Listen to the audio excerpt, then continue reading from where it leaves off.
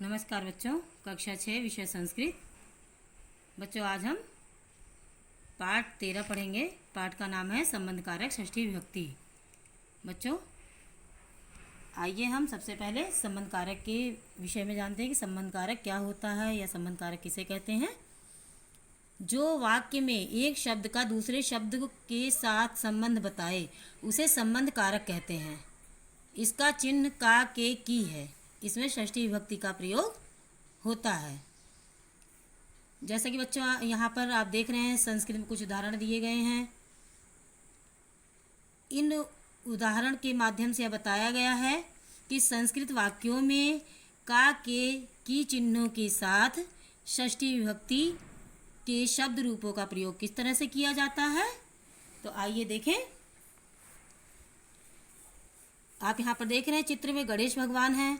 गणेश भगवान के लिए वाक्य बनाया गया, एतत् चित्रम गणेशस्य अस्ति। यह चित्र गणेश का है। तो जब हमने बच्चों देखा, आपने संस्कृत के वाक्यों को हिंदी में अनुवाद किया, इन वाक्यों का हिंदी में जब अनुवाद किया तो आप देख रहे हैं गणेश का है। का आया ना षष्ठी विभक्ति का चिन्ह, यानी संबंध कारक का चिन्ह आया का। तो यहाँ पर हमने क्या प्रयोग किया, का चिन्ह के कारण हमने यहाँ पर षष्ठी विभक्ति के शब्द रूप का एक वचन में प्रयोग किया। तो गणेश का षष्ठी विभक्ति के एक वचन में रूप हुआ गणेशस्य। तो यहाँ पर हमने गणेशस्य शब्द रूप रखा षष्ठी विभक्ति के एक वचन में। एतत् चित्रम गणेशस्य अस्ति। यह एतत् का अर्थ है यह चित्र गणेशस्य गणेश का है। गणेशः महादेवस्य पुत्रः अस्ति। गणेश महादेव के पुत्र हैं। आप यहाँ पर देख रहे हैं गणेश और महादेव का क्या संबंध है, पिता और पुत्र का। महादेव पिता हैं और गणेश पुत्र हैं। तो गणेश किसके पुत्र हैं, महादेव के। तो यहाँ पर देख रहे हैं आपके दो शब्दों कह रहे हैं कि जो वाक्य में एक शब्द का दूसरे शब्द के साथ संबंध बताए। तो यहाँ वाक्य है, वाक्य में एक शब्द का दूसरे शब्द के साथ संबंध बता रहे हैं ना। तो यहाँ पर संबंध कारक हुआ, संबंधित तो हुआ एक दूसरे का कि पुत्र और पिता का संबंध हुआ ना।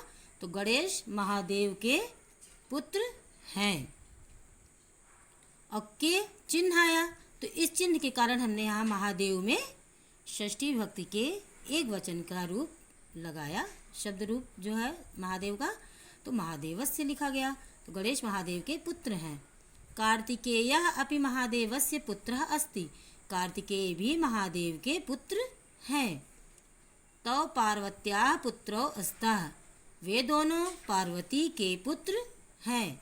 तो बच्चों आप यहाँ पर देख रहे हैं जितने भी लाल रंग के शब्द हैं उन सब में षष्ठी विभक्ति के शब्द रूप का प्रयोग किया गया है। और किसके कारण किया गया है, का के की चिन्हों के कारण यहाँ पर षष्ठी विभक्ति के रूप का प्रयोग किया गया है। और दूसरी बात क्या है कि संबंध बता रहा है, एक शब्द का दूसरे शब्द के साथ संबंध बताया जा रहा है। तो इसलिए यहाँ पर संबंध कारक है और संबंध कारक का चिन्ह का के की है। तो का के की चिन्ह के कारण यहाँ पर षष्ठी विभक्ति के शब्द रूप का प्रयोग किया गया है। आइए अगला वाक्य देखें। श्री रामः राजा दशरथस्य पुत्रः आसीत्। श्री राम राजा दशरथ के पुत्र थे। सः अयोध्यायाः राजा आसीत्। वह अयोध्या के राजा थे। स प्रजानां पालकः भक्तानां च रक्षकः। वह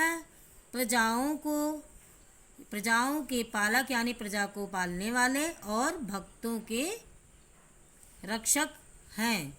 वह प्रजाओं के पालनकर्ता और भक्तों के रक्षक हैं। एषः अस्माकं देशस्य प्रथमः राष्ट्रपतिः डॉक्टर राजेंद्र प्रसादः अस्ति। एषः यह अस्माकं हमारे देशस्य देश के प्रथम राष्ट्रपति डॉक्टर राजेंद्र प्रसाद हैं। यह हमारे देश के प्रथम राष्ट्रपति डॉक्टर राजेंद्र प्रसाद हैं।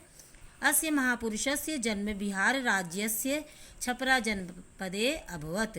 अस्य इस महापुरुष का जन्म बिहार राज्य के छपरा जनपदे जिले में हुआ था। इस महापुरुष का जन्म बिहार राज्य के छपरा जिले में हुआ था। अगला वाक्य, अहम उद्यानस्य शोभां पश्यामि। अहम का अर्थ है मैं, उद्यान से बगीचे की शोभाम सुंदरता को पश्यामि देखता हूँ। मैं बगीचे की सुंदरता को देखता हूँ। उद्यान से पुष्पाणि सुंदराणि सन्ति, बगीचे के फूल सुंदर हैं। तत्र शुकः काकः हंसः च सन्ति, वहाँ तोता कौवा चा का अर्थ है और हंस सन्ति का अर्थ है हैं। वहाँ तोता कौवा और हंस हैं। शुकस्य चंचुः रक्तम अस्ति, तोते की चोंच लाल है। काकस्य वर्णा कृष्णा, हंसस्य चा वर्णः श्वेतः। कौवे का रंग, वर्ण का अर्थ है रंग, काला और हंस का रंग सफेद है। सूर्य प्रातः काले उदेति एवं दिनस्य आरंभः भवति, सूर्य प्रातः काले सुबह के समय उदेति निकलता है और दिनस्य आरंभः भवति और दिन का आरंभ होता है या दिन शुरू होता है। सूर्यस्य प्रकाशः तीव्रं भवति, सूर्य का प्रकाश तेज होता है।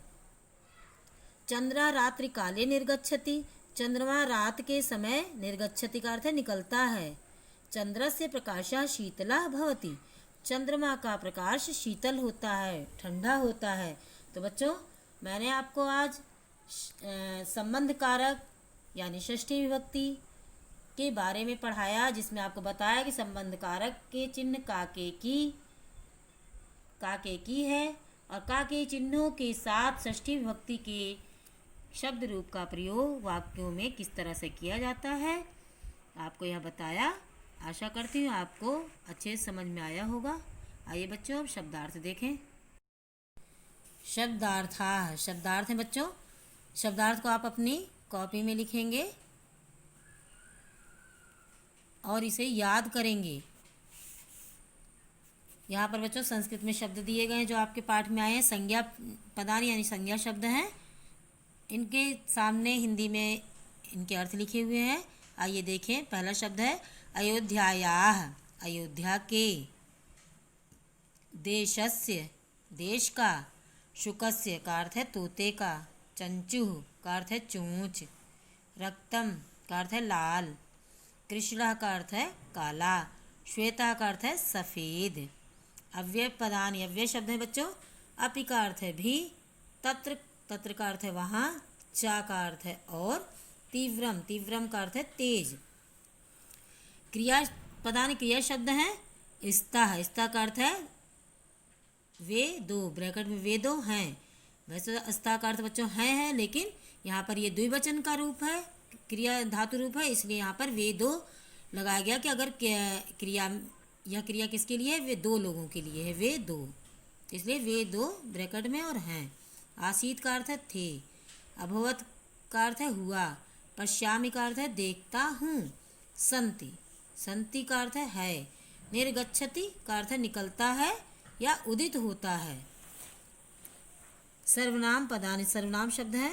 तव, तव का अर्थ है वे दोनों। सह, सह का अर्थ है वह। एषः, एषः का अर्थ है यह। अस्य का अर्थ है इसका। अहम का अर्थ है मैं। तो बच्चों आज मैंने आपको पाठ 13 पढ़ाया और समझाया।